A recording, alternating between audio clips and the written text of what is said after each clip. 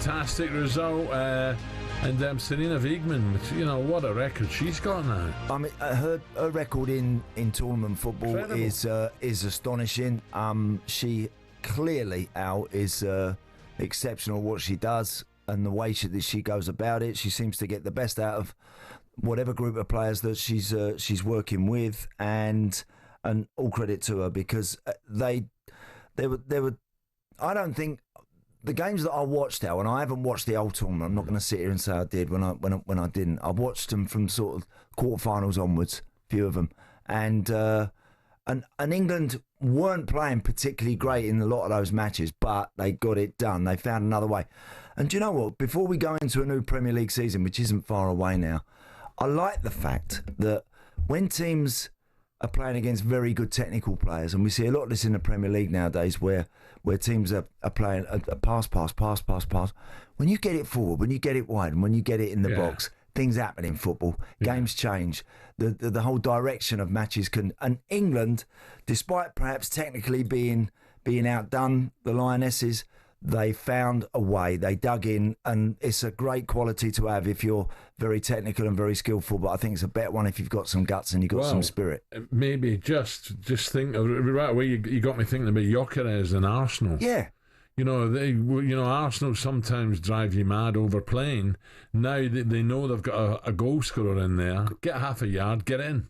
Honestly, and I genuinely think for the newly promoted teams, for like the likes of Leeds, Sunderland, Burnley this year coming up into the Premier League, if you want to go toe-to-toe rolling it around across your own 6-yard box, you're going to be in trouble. If you get it forward and if you get it in the box and if you get people prepared to run in there and get after it, things can happen, and I think it gives them a far better chance. And I think the Lionesses showed, despite being behind in those knockout matches, that when they got it forward and that they could disrupt the opposition and that they could find a way to make something happen. It's exactly what they did. Defended well as well, didn't they? Didn't they? They should have been one up.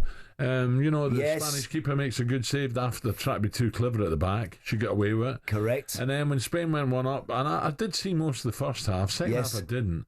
But most of the first half I did, and I thought, they were busy in midfield, Spain, just like the way they play in Spain. Absolutely keep right. The ball, little 10-yard passes, move, give, move. And the Lionesses just got behind the ball, didn't they? But you're right. They did. They were more direct. They were a little bit more direct, and again, of course, once Russo was equalised, then all of a sudden you felt the game was very much there for England to possibly go and get a 2-1 victory. Spain had tons of ball around the edge of the box, but got a little bit too trying to get a little bit too fiddly with it. I felt towards the end of the game, Al, and became a little bit predictable around the edge of the box. Whereas England, as I say, to their credit, they just looked like, in the end, it felt like that they were going to get over the line, didn't it? Yeah. So we're talking about manager Sarina Wiegman. By the way, a big party in the Mall today. I think it's an open-top bus just here in central London, so that'll be a big day. Serena spoke to talkSPORT's Courtney Sweetman-Kirk after the game last night, discussed the team's phenomenal achievement. Well, thank you. The emotions are that I actually still can't believe it, that we did it again. And I'm happy.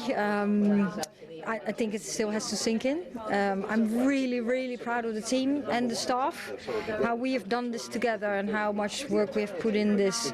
And yes, that you can just see that on the pitch. Where necessary, we'll fight. I think moments of the game we played really well. They're very good on the ball, so of course they're going to challenge us in defense. But how we got through and then winning it with penalties, with Chloe the last one, it's an unbelievable scenario.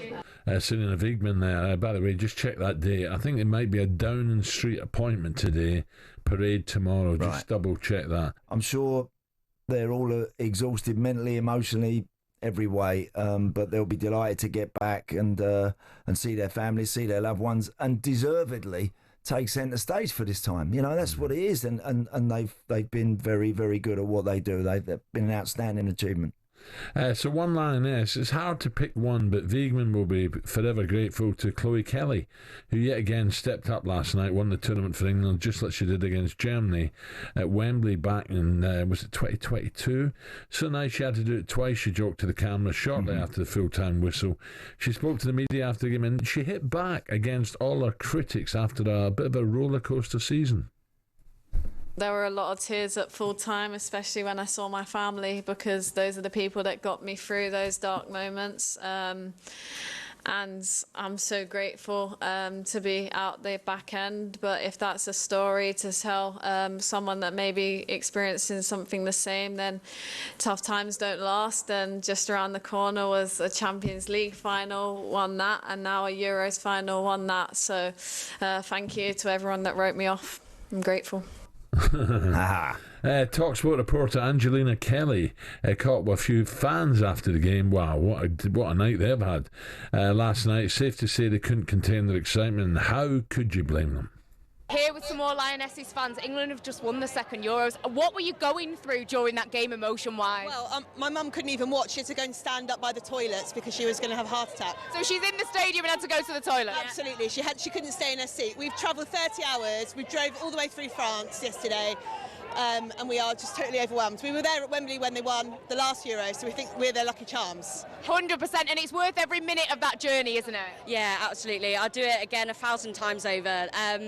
These girls are history makers, and we're just so proud of them and everything they represent. And yeah, they're changing the game of football, and we love it. We love to see it. It absolutely inspires the next generation. My daughter here is playing football now in our local city teams, and we're just absolutely thrilled to be able to come and see them on the proper big stage, see them on the TV in the WSL, and they were brave and they've absolutely deserved it. They've scrapped their way here. Every single match, they've stolen it, and they absolutely deserve that. Well, I tell you what, Andy, what's interesting now is how do the FA go about this now? How do they jump on that success at grassroots level for young ladies coming through? They'll be encouraged now.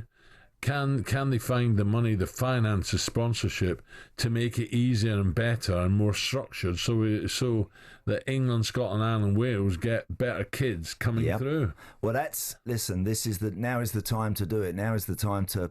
I'm sure the recent success, the first Euros win for the Lionesses isn't that long ago. There's no doubt, Al. There's no doubt the game is growing. There's no doubt there's more kids, more young girls wanting to take part playing football. I still drive past it, probably like everybody else this morning, going to work or going out for the day. You drive past empty football pitches. We have done for years now. You never see all the pitches taken, and enough. I don't think enough. Well, what about the streets when we were really young? You were out in the street, weren't you? You're out in the street kicking a ball about. Of course you was. But things like this will definitely, absolutely inspire, as what's just been said, many to want to continue to play football, and as you say, hopefully that the powers that be ensure that there is a pathway, that kids are encouraged at school level right the way through to go and try and excel at something. There's nothing wrong with that. I love to see kids really have. If they're going to take part in sport, some go just for the fun of it. But there are a lot of kids that want to get better, want to improve, and want to become good at it. And in this day and age, they should have the facilities and everything in their powers to make sure that you give them every chance. talkSPORT Breakfast with Alan Brazil. Thursday and Friday morning, 6 till 10. On AM, on DAB, via the talkSPORT app and on your smart speaker. talkSPORT.